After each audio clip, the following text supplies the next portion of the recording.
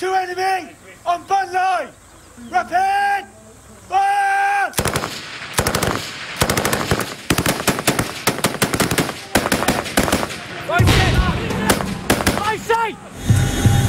After 10 years, the war in Afghanistan is changing. The Taliban are on the back foot.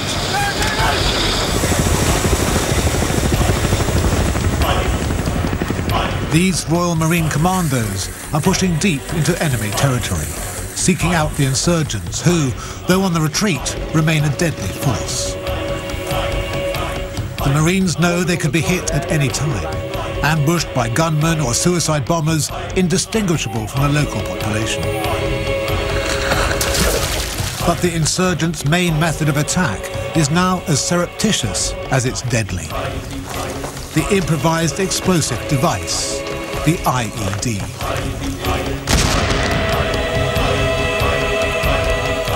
Out here, every footfall could invite death or serious injury. Every patrol is a dice with death. It's bandit country out here. The way you think about it is, say you're in a car going down the road. There's 5 of you in the car. You know, your driver, your passenger, and your three guys in the back. One's going to die, one's going to lose his legs, and the other 3 are going to be slightly injured. But you don't know which order is going to come in. That's what it's like when you go out. It is just literally not if, but when.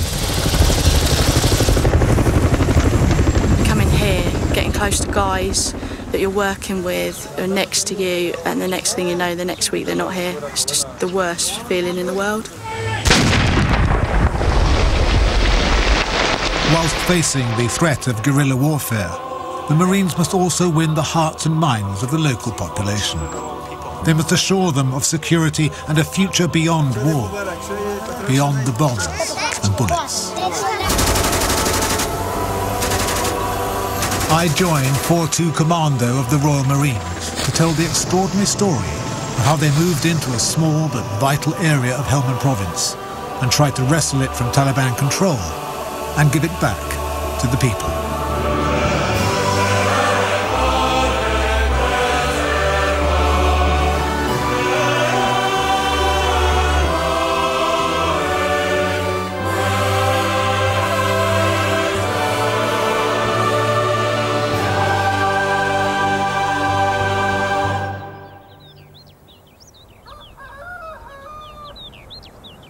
Nad Ali North, for years a Taliban heartland. The Royal Marine Commandos have been fighting through the area, clearing insurgents out of their former strongholds. Like this village of Loimanda, once prosperous, but now derelict, deserted and riddled with IEDs. Good to go. Yeah, good to go. The plan is to get the village on its feet again. But first, the Royal Engineers must clear it of the IEDs. Firing! The Taliban will do all they can to disrupt this work, so they must not be given the chance to counterattack. They have to be kept out of the village at all costs.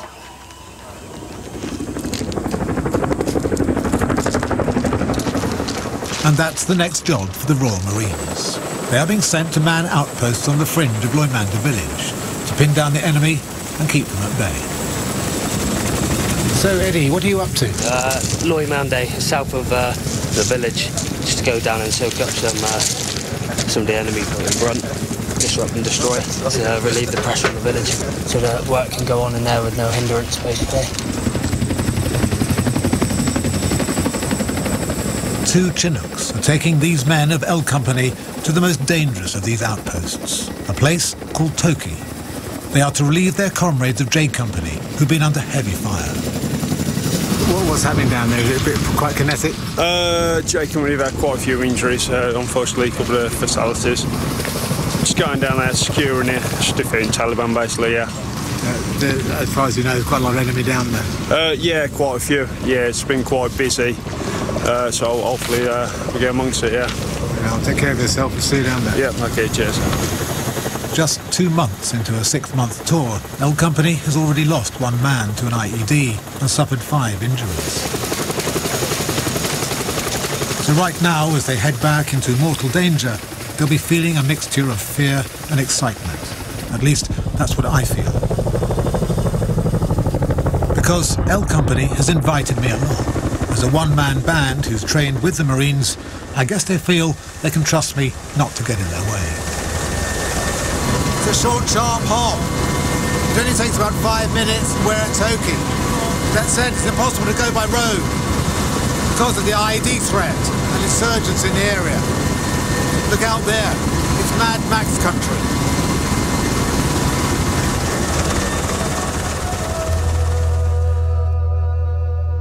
From Loymanda village, we fly just a mile south to the British outpost. Checkpoint Toki is set in a remote farming area in a traditional Taliban heartland. But Toki is no fortified base, just an old farm compound surrounded by mud walls. Ill-designed to keep out the wind and the rain, let alone bullets and bombs. A sort of latter-day Rorke's Drift, with the enemy all around.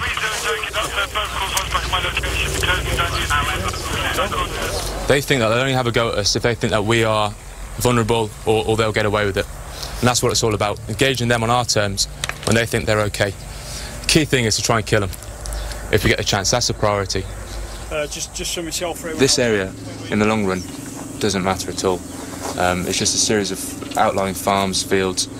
All that matters is turning that village to the north, the Loymanda Clay, into a protected community where there's interaction with the government for the local nationals, there's Afghan security in place, and that will eventually spread out from that village. The general population around here, the farmers, are they pretty friendly? No.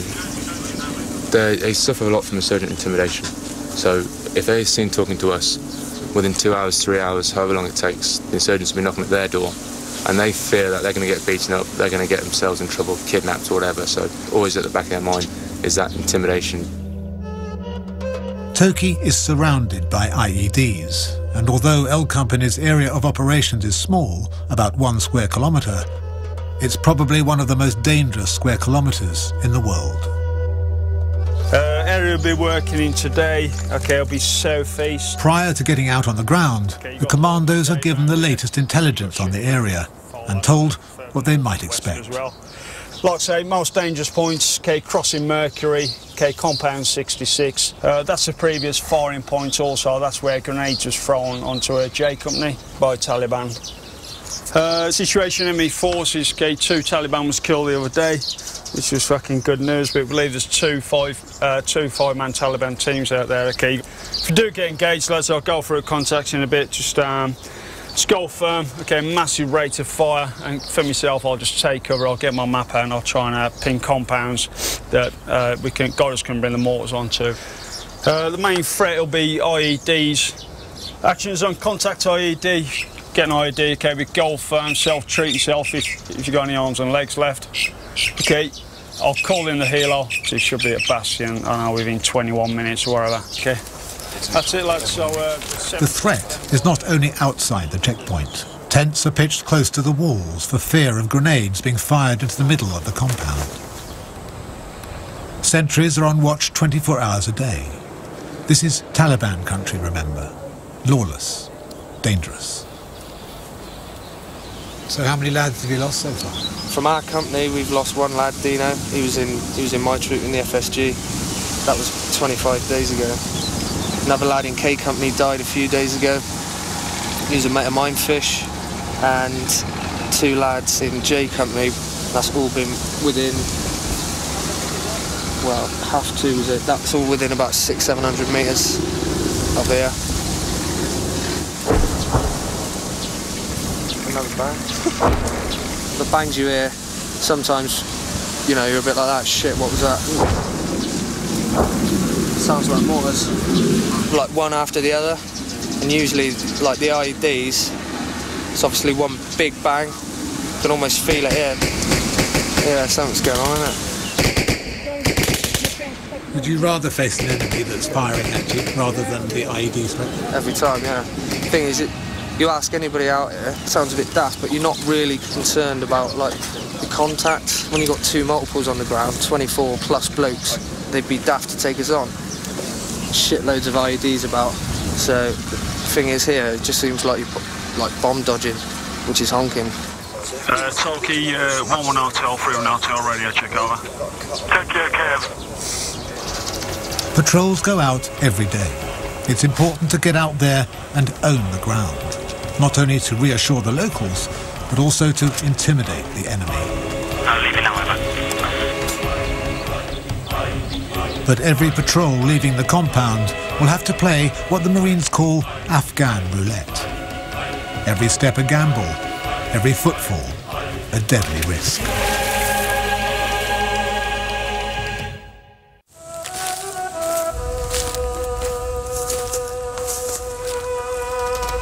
At checkpoint Toki, Royal Marines of L Company are returning from their routine daily patrol, seeking out the enemy. Today, there was no contact. What's wrong with everyone? Stepping on my feet. Okay, cheers out, lads, good effort. Okay, we found a couple of firing points there, overwatch for the snipers and all that. So that's us done, yeah. Cheers out, lads, thanks. You see me hanging out about 2 seconds. In between patrols, it's a waiting game. To pass the time, there's not much to do, except eat, work on the six-pack, and keep sentry duty. This road here is usually mega deserted. The last few days you see a lot more movement here. But again, it's rare you'll see a car. The first time I've seen a car here, we've been here 9 days now. Seen a car. Looked dodgy because he stopped on that corner there for about 5 seconds. Moved in, went behind cover here because the road just moves behind that compound there. There's 4 blokes in the car when they stopped there, and on the way back they only had 2. It could be nothing, but you don't know. Yeah. You can't just go shooting up someone because he's looking at you. Yeah. A lot of the time it could just be curiosity, but... Yeah. So how long are you on watch here? It's usually 1 hour, but I lost a game of cards, so I had to do 2. I lost to Vicey. Do you? Yeah, playing shithead. When you lose, it's not good. I'm hanging out. So at least it's not the heat of the day. Nah. Yeah, midday till about 2 o'clock. Yeah. Redders.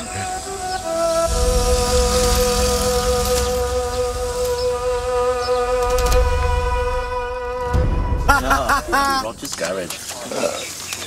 Lower. Higher. Joe lost yesterday, 2 hours, whatever. That's why I'm sitting this one out. Alright. What else do you guys play for? Being a wet bitch, which involves like for 24 hours, every time you want a cup of tea, no matter what time in the night or day, you get shaken, woke up, and you have to get up and put the tea on, get the wets on.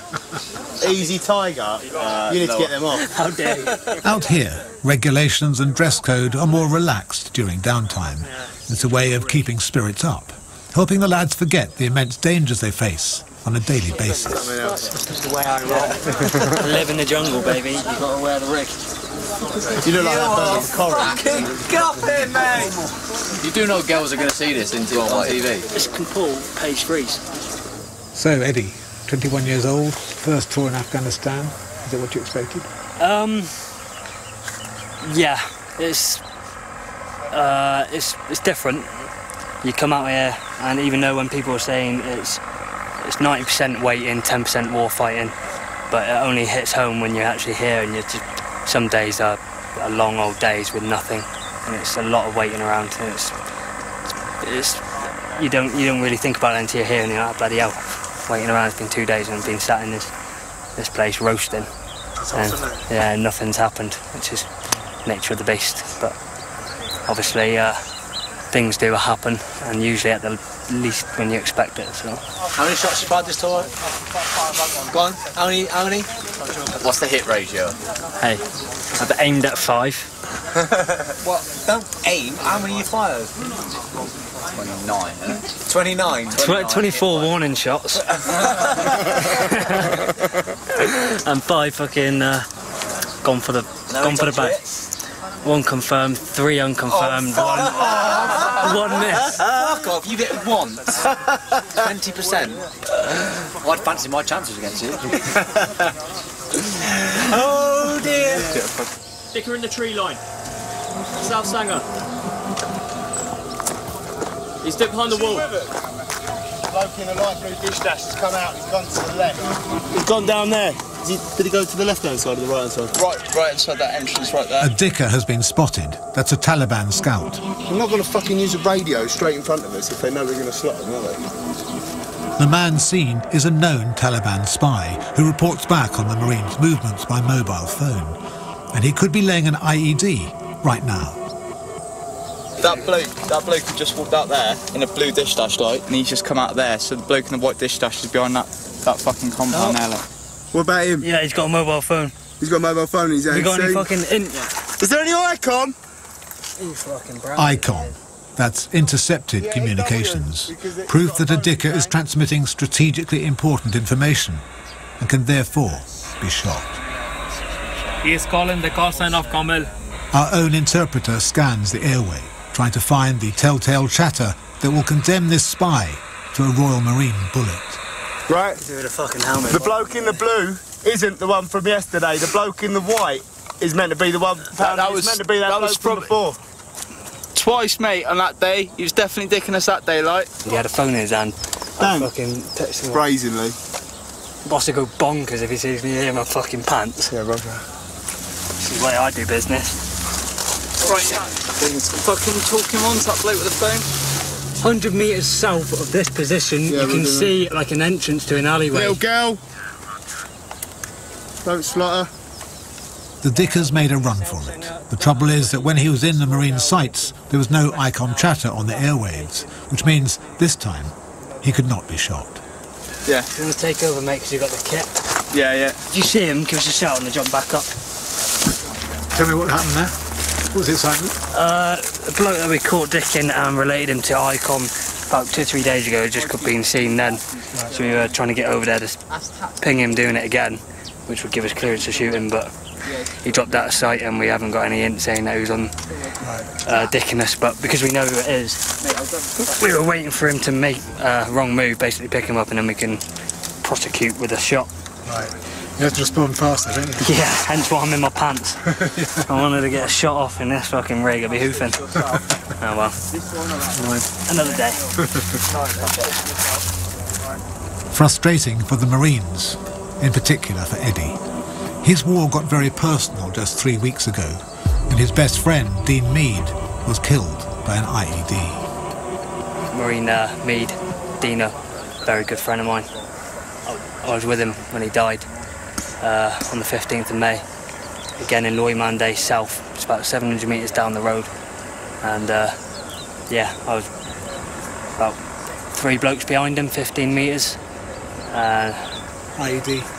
Morning of the 15th, which was a difficult day, very difficult day. Probably one of the only days where it just one of them. You know what I mean? Can't really explain it. But his memory will never be forgotten, which was a good one. He was a good lad. Did everything for anybody. Didn't have to ask him twice. He was just a nice bloke. Which is a shame his life was cut short, 19 years old. What's your feeling towards the Taliban? None at all. I mean, they've just got a totally different attitude to life compared to your worst people in the UK, your scumbags in the UK, are tenfold over some of these people out here. It's unbelievable, and it's just got no emotion towards them at all. So you had no problem killing them? None at all. None at all. Lower. I'll be nice too, Vicey. Paul Vicey, 27 and already an Afghanistan veteran, has had to get used to losing friends. Out of the 4 fatalities we've had, 3 of them have been close friends to mine. How do you deal with that? Again, it's just you just got to rub it in and crack it. Yeah, the first one hit me the hardest, to be honest with you, because it's the first one of the tour, and I was in fucking bits for a few days. But it's my 4th tour out here now, so I'm fucking used to it. Then once you've got over it, you literally have got to go back on patrol the same day, sort of thing. So you've got to try and put it from your head and get on with what you got to do. And that is, not to put too fine a point on it, killing the enemy. Not only the Taliban fighters, but also the Taliban spies, the Dickers, an increasing threat to L Company. I think it's just about time we got one, really, you know, because they've been dicking us for weeks now, you know, we've been around it. Because these people could be making IEDs and could take... Yeah, oh, don't get me wrong, I don't feel anything towards them, you know, I don't care, they're dead. As far as I'm concerned, they deserve it. I mean, if they're cooperating, you know, even if they're flipping just passing information along, they're not exactly the kind of blokes to stop us if we're going to walk onto an IED.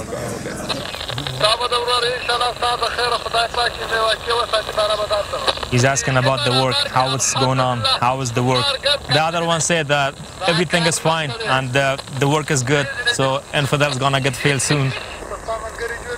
Infidels are going to fail soon. Fighting talk from the Taliban dickers, now reporting on the Marines at every opportunity. Babs, Frank, yes sir. Harry, yeah. Walshy. L Company has decided to tackle the problem head on. Yeah. Well, lads, prepare for orders for an ambush. Mission. We're going to lay an ambush in vicinity of Yankee 1 Charlie, Compound 13, in order to kill local Taliban fighters and dickers. Have an up out? Cool. If crowd on the map, I'll just talk to how we're going to do it. Okay, we'll judge it on the ground, but it's likely we'll push west to this point here. We know they follow us up. From the sort of picture, we know they follow us sort of 2-3 fields back. So hopefully we'll sort of see guys coming out this tree line, or coming out this tree line here, and going into Compound 7 to ask what we've been doing, basically. If we don't get... The Marines are going to patrol towards known enemy positions as bait to attract the dickers into an ambush. If they bite and are spotted, they'll be killed. From here, we should have good sort of arcs on this sort of open killing ground here. Actions on dickers, as I said before, we need to get that marrying up between the ICOM chatter and us seeing them with the ICOM, or them blatantly dicking us, okay? Let's not just get carried away and start fucking dropping people. I know you won't, but just fucking bearing in mind that we don't want to be shooting civvies. After that, lads? 3031 out to our radio, check over. Just shake out now, just so we know we are. Woods, Pavs, Joe. It's 6 in the morning, and my first patrol with L Company. What you can do, Chris, just jump in the middle with me, yeah? Yeah, I'll be with you. Yeah. So we're about to go out on patrol. The idea of this is to basically lay an ambush for the insurgents with one part of the patrol drawing fire. They're basically the bait. And then if there is a bite, as it were, from the insurgents, then the others will be ready to pounce. Are we good to go in 5, lads? We form up in a line behind the point man, who, carrying a mine detector, will lead us forward. Leaving 2 minutes, lads. I'm about to join in a deadly game of chance. Afghan roulette, as the Marines call it. There's only so much you can do. I mean, this area here, everyone knows it's ID central. The ground is absolutely riddled of them. Lads, that's as good to go when ready. I wouldn't say it throws you off your game, but it's a niggling factor in your head when you're trying to, you know, use cover as best you can. But they know we're going to use cover, so that's where they lay their IEDs. Eventually, we are going to set patterns, and sure as shit, they're going to get lucky. As soon as I get outside, the adrenaline begins to pump. Walking into IED Central, I know that every step forward carries the risk of injury or death. Start swinging east, lads. Stay well clear of derelict compound.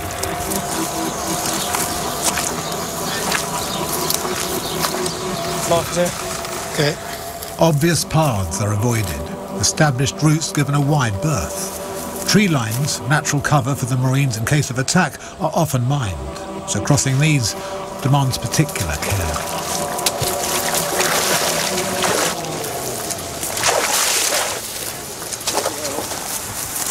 Everybody keeping a sharp lookout for anybody watching us, basically, and there's bound to be. We can't see them at the moment, but they'll be monitoring our movements all the way. If we repeat our routes, it's easy to catch us out and lay those killer traps. So every footstep is taken very gingerly, believe me. You do your best to keep in the footsteps of the man in front. But, and all this in scorching heat. It's about 50 degrees today. I'm carrying body armour and everything else. It feels more like 100 degrees.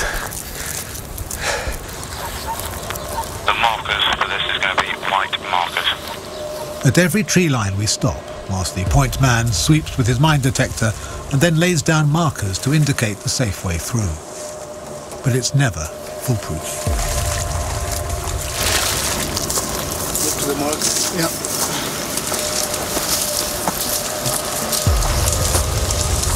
Left of the marker. It doesn't matter where you are in the line. It may not always be the weight of the first footstep that triggers the IED, nor the second, nor the third. It's just luck, or rather, bad luck. Go for it. Some square holes there, lads. Just fucking avoid them. Chris, don't stand on those holes, mate. Roger, that's you. Back at base, the radio operators and interpreters are scanning the airwaves for any telltale ICOM chatter. They're watching us, we think, a large part of the time, so they're shadowing us maybe a couple of fields behind, talking on their comms, seeing what we're up to, and it's quite easy for them to pick up on our patterns eventually. I mean, it's important for us to have deceptions, dog legs, keep them guessing and not give them the chance to put the ID in the right place at the right time. It's all about them getting the opportunity to catch us when they think we're off guard or when it's on their own terms. So if it gets to the point where they think that, right, we've got them here, then they'll open up with whatever they've got. Problem with the Dickers, because everyone's a farmer who looks exactly the same as the insurgents. There's a lot of pressure on the lads trying to work out who's who, and as soon as we start getting it wrong, that's when we get ourselves in problems. Tolkien, we've just gone firm, stopping to cut the packs on the motorbike over. You've got some sort of memory card for a camera or something there as well, mate. Is all this, or one person? Yeah. Obviously don't get your fingerprints all over it. We come across two Afghans on a motorbike. They are stopped, questioned and searched as a matter of course. If you're a young man in Helmand, this is an everyday experience. Fairman Hotel, we've just gone firm. There's two fighting age males here. We're just going to biometrically enrol them. You've probably got eyes on for the... Biometric enrolment, fingerprinting and scanning the iris. Just doing that like local population. So if anything does happen in future, we can link it straight back to them. Get any IEDs, fingerprints, anything like that. Okay, we can direct it straight back to these people and just go and arrest them basically. Yeah, let's put those down as well. Is this unusual money from sort of Pakistan there, is it? Or? What's that, Richie? There's some banknotes from Pakistan? Yeah. How come he's got them? Where was these pair going? They're going to Bazaar. The bazaar, yeah. Okay, yeah. What are they going to buy? They buy sheep. You got sheep? Yeah, buy sheep. Asking why he's got so much money on him. Is it all for sheep? Is it?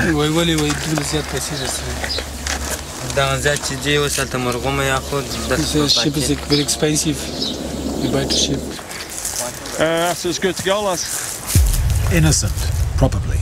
You can never be 100% sure, but there's no evidence to arrest, so we move on. We've been out now for nearly 2 hours, but continue on a winding, zigzagging route, still hoping to attract the enemy and draw out the Dickers. We need to get them talking, and above all, transmitting. This guy's close. Yeah, that's what I'm saying, that's close. Finally, they take the bait. The intelligence team's radio bursts into life with the chatter of excited voices. The Dickers have seen us. They said be ready for them. Don't let them go anywhere. Charlie 1,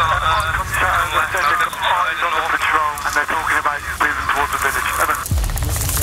Fairman Hotel, Roger, over. Roger. Dukes, we've got ICOM.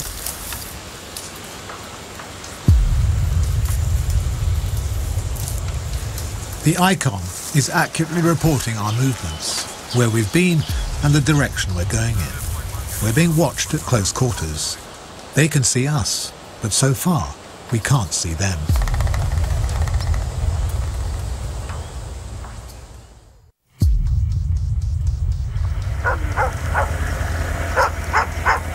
When you cross this road, you have to cross the left-hand side of the white marker. I am 4 hours into a patrol with the Royal Marines of L Company. We are moving through hostile territory as bait to draw out the enemy. Jesus. I know about amphibious troops, but fucking come on. Our main targets today are the Dickers, Taliban spies who are known to report our movements by radio. And finally, they've taken the bait. Lads, again, ICOM saying don't let the troops go anywhere. Doug, basically, they reckon a compound... Through an hotel, Roger, over. We have got ICOM, we've had two types of ICOM now. The second one was like the moving in and around towards the ditches. So there is somebody fucking watching us around here. Yeah, you're bloke at the rear, mate, just about compound there, he's watching us. A man is spotted. Farmer, insurgent, suicide bomber.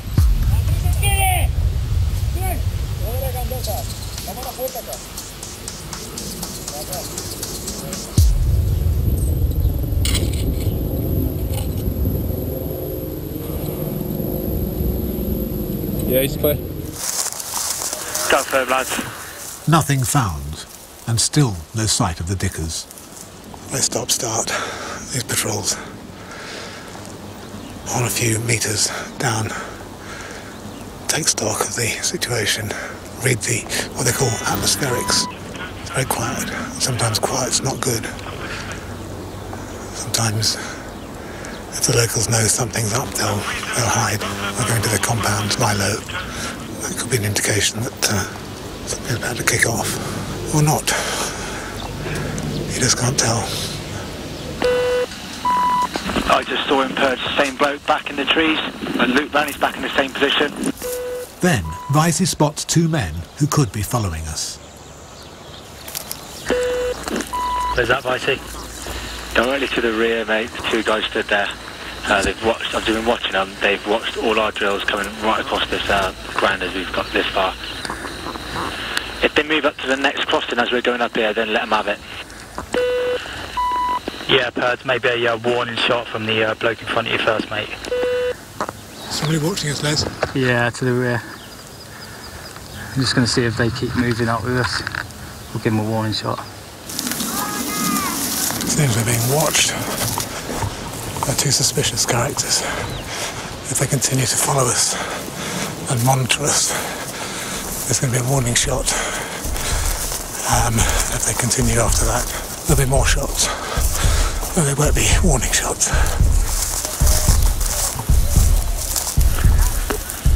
3 feet down, 3 foot down. We're going to fire a one warning shot to two blokes that have been following us to the north, behind us, over. Yeah, Roger, keep eyes on. A warning shot.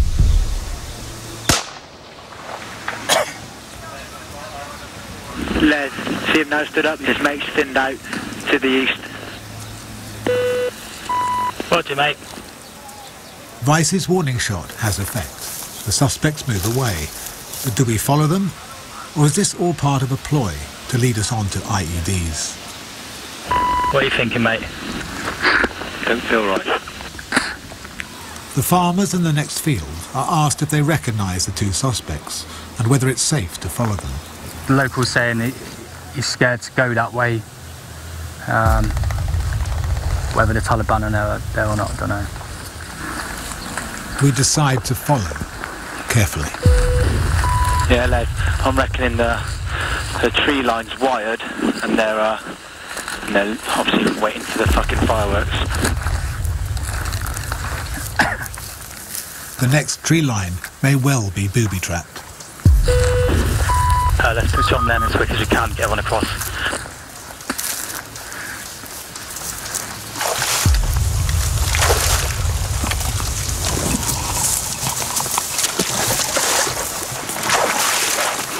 It's a great relief to get across the tree line, but the fact that we do is immediately reported by whoever's watching us in a burst of ICOM chatter. They said that we are ordering. The other one said we are still there in their place. So the other one said, have you set up the big things for them? Big things means ID, command ID or something like that. Yeah. So the other one said, yeah, I set up for them that, no worries. We are closing in on the Dickers, but because we know from a range of evidence, including the ICOM chatter, that they're drawing us onto IEDs or into an ambush, The Marines have to act fast. There's about 4 or 5 blokes along the side there running out, having a look at us and then running back in. Update again, to our half right, we've just seen at least 5 males run into the back of a compound. Just on the other side of the tree line, a volley of warning shots is unleashed. Make sure you're fucking IDing though. But the Dickers don't run away.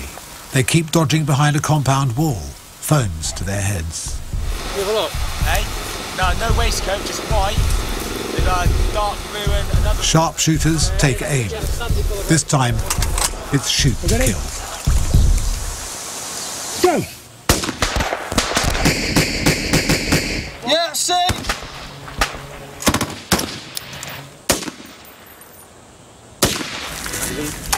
Yeah, lads, fucking good shooting. We think we've hit 2. One of them scarpered off to the east. Those shots have left at least 2 Dickers dead. Have you got eyes on the body, over? Yeah, roger. This is Turkey reference, you engage Dickers. ICOM is now saying careful, got one of them out. The lads at the front killed 2 of them, then it came over the ICOM, be careful. You know, they've cottoned on to what we're doing. One was on the corner there, he had a few rounds, but I think he might have got away.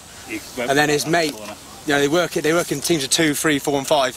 His mate came along there thinking he was clever with his ICOM scanner walking his hand against the wall. And then, well, good night, Vienna. That's him. Yeah, Sam, mate. Keep an eye on that corner as well, make sure you don't come out. So, it looks like a 3rd Dicker has been killed. But the shock of killing another human being does not seem to visit these men immediately. It's something they absorb and have to remain matter-of-fact about. I've come to learn this is their way of dealing with it. Les, what do you want to do about this body? No, mate, my body, the one I just killed. As soon as we came through here, the Dickens green kicked off. It was mega happy days. We saw guys there and over there that were blatantly dicking us, you know, ducking in and out. Basically, they're talking about laying IEDs. So basically, we shot one of them, shot the other one, and then straight away, ICOM scanner said, you know, they've hit some of our guys. Be careful. So massive result for us. Hit a couple of Dickers, you know, stop the ID lane and stuff. Some good shooting as well. Yeah. I had eyes on that fucking We are 299. Gone behind that bush. Yeah, no. But it's not over yet. More Taliban have been spotted. So we're keeping eyes on, and if he pops his head out again... Another man walking there. Some bloke in a white dish dash. Coming round that corner. Seen, hang on. He is. No, well, stop. They're sending kids out, man. They're jackers, fuck, aren't they? How could you send fucking kids out? Why would the Taliban send kids out? Because we don't shoot kids. So they can send their kids out to look at us to see what they're doing without us then engaging them. Yeah, so... That's cowardly, isn't it? Yeah, it's terrible. So if you just the information, all ICOM chatter, stop. Yeah, because they're all dead. Can you give me a quick sit rep? Yeah, what's happening now is the ICOM chatter was suggesting we'd killed one of them and they were warning the others to be careful in the area. We PID'd another insurgent with an actual radio in his hand and was engaged him. Since then there's been no more ICOM chatter on the net suggesting that the 2 people we've killed were the only 2 people with ICOM. The problem has been in the past we've not been able to PID actual radios or them actual dicking us. However, today they seem to be quite open about it, and even on the Sangas earlier we pinged quite a few radios and just didn't have time to engage. So it suggests they're getting a bit bold, which is good for us because we're able to deal with them. As to where they come out. There's no one running across there, see him? But there was a male that walked. They got the burial party coming out now. Just outside the compound, innit? Yeah. Children about to approach the body now. So we came out to lay an ambush, but in fact ended up responding to Taliban lookout stickers, 2 of which are now dead. But as far as the Marines are concerned, this is a big result, because that means it's two less people laying IEDs. We're going over towards that body. Roger. You got one, yeah? There are 2 possibly 3 bodies up by that compound wall, which is clearly stirring up the locals. Nevertheless, the dead dickers need to be identified, so a patrol is sent to do just that. If you think it's safe, get up on the body. Okay, but obviously don't take any risks for that. But have the survivors fled, or are they laying in wait? Stop bunching up, lads. Fucking space out.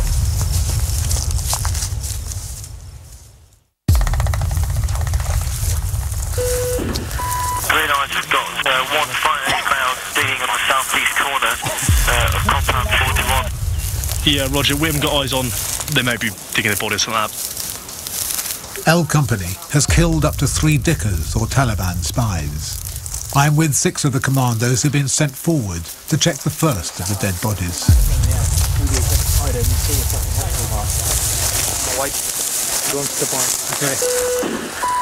We stay as safe as we can. As soon as we see anything dodgy or we think we're being fucking dicked or anything like that, we'll just pull back and fuck it off. Happy that over? Yeah, Roger. Is anybody watching the compound? Dust coming up, some kind of activities inside. Some men have joined the children and are swarming around the bodies. The patrol sergeant becomes suspicious. Be aware that there's already been local populace around that body messing with it. We don't know what they've done and they could have booby-trapped it for a start. We need to stay clear of that body. Yeah, Roger, to be honest, I think we've done enough here. I think we're pulling back now. If you mark it up on the map where that position was, I'm not happy. We've been fixing this area for quite a while, so we're going to pull back there. So, yeah, Roger, happy with that. Boss, Jim, do you want me on you? Yeah, start leading off, lads. Basically, we're going to follow mortars. They've started moving now, and we're going to we're basically going to lead off pretty much the same route we came, but mixing it up straight back in. We've had our results. We'll call it a day from now over. There's some indication there might be an attack. Could be that the Marines have riled a hornet's nest today. There's no way of knowing how the Taliban respond to these things. They could launch an attack, shoot and scoot as they call them, quick hit and run. They could just melt into the countryside and wait until another day. After 8 hours on the ground, we make it back to the checkpoint, but no one feels safe until the final footstep into the compound. Good effort, lad. Good effort. That's a perfect temperature as well. That's just above volcanic. Patrol complete. That's my call sign 3-4, Delta's call sign complete in your location.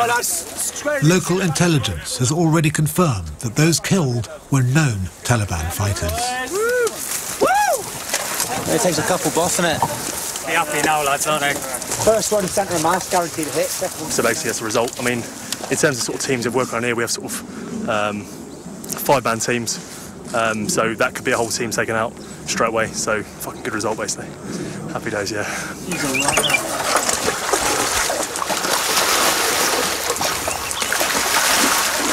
Oh, yeah. Right now. Oh, I enjoyed it, yeah. Yeah, got a few, didn't we? Unexpected. Yeah. I don't think they expected it.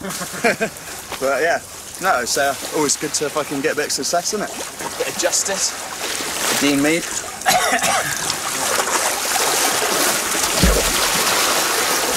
How was that for you guys? You all right? Yeah, notch another one. No big, is it? One more to the tally. Just can't wait for the fucking sleep tonight. Night terrors. Oh dear. The best word to describe them is fucking cowards. They realise they can't stand and fight us, they're just resorting to dirty tactics, you know, and prove how cowardice they are. I mean, they get children to do their dirty work for them, you know, send them out to watch us, then reporting to us, and women, you know, if they want to flip and take us on, take us on. Don't be fucking pussies about it. You know, I fucking hate them, all of them. Next time, there's 4 of them, 5 of them. The Taliban attack, and L Company unleashes hell.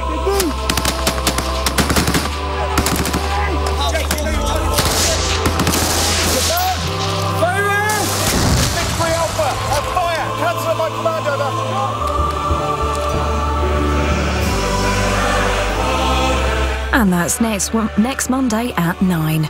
The weather forecast is turning sub-zero this week, but luckily with some guys on hand to make life a bit easier. Catch Winter Road Rescue brand new Thursday at 9. We've action with Bruce Willis up next in Striking Distance.